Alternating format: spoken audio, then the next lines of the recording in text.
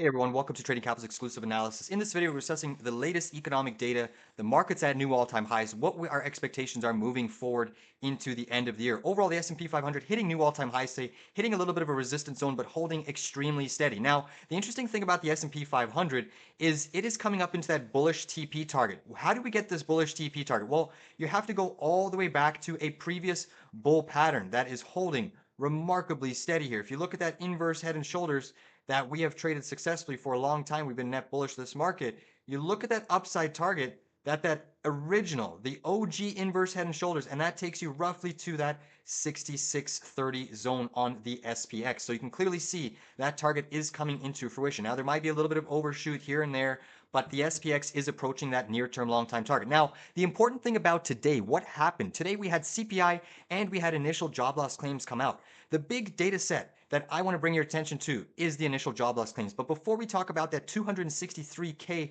print on initial jobless claims, we also got in CPI. CPI month over month came in slightly higher. CPI year over year in line, 2.9%.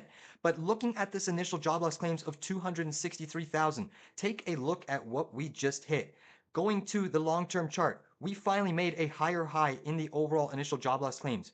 We took out this massive previous pivot high going all the way back to 2024. You also took out that psychological, more recent 250,000 high. So what does this mean? This means that we're seeing some material weakness in the labor market, and right now stocks are absolutely loving that weakness. Why? Because it's pricing in a potential guaranteed Fed rate cut as of September 17th. September 17th, we get the FOMC meeting. Jerome Powell is set to come out and cut rates. According to the market, we're getting a quarter basis point cut. But as of today, there's even a chance that we could get a 50 basis point cut. There's a 5.2% chance that the market is pricing in a 50 basis point cut on September 17th. Obviously, it's an overwhelming majority that we get a quarter basis point, but imagine if we got a 50 basis point cut. That's what the market is trying to price in and front running this big Federal Reserve FOMC meeting. Will this meeting become a buy the rumor, sell the news type event? There's a strong chance of that. Today, we did see small caps absolutely blistering to the upside, but when you look at the yields, the two-year yield will actually go to your US two-year yield.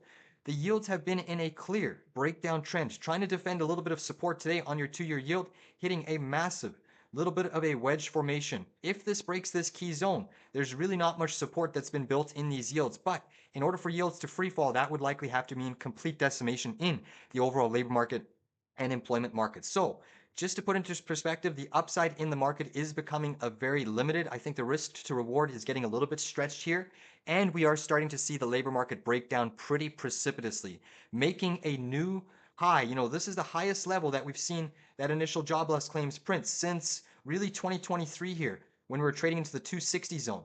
So this is a pretty much a 2-year high in the initial jobless claims, and you have to be mindful of that when you start buying high growth assets, because things can obviously stay in a momentum uptrend for a long time, but just be very cautious. One other thing I want to see is the Federal Reserve balance sheet. Fed balance sheet is set to come out in roughly 1 minute, so we will see what that likely gives us. But the Fed balance sheet has been shrinking recently. We will see whether or not that changes this go around. It has been in a little bit of a decline, making some lower highs. Obviously, it's still fairly bloated, but right now the Fed balance sheet has been seeing some initial sell side pressure.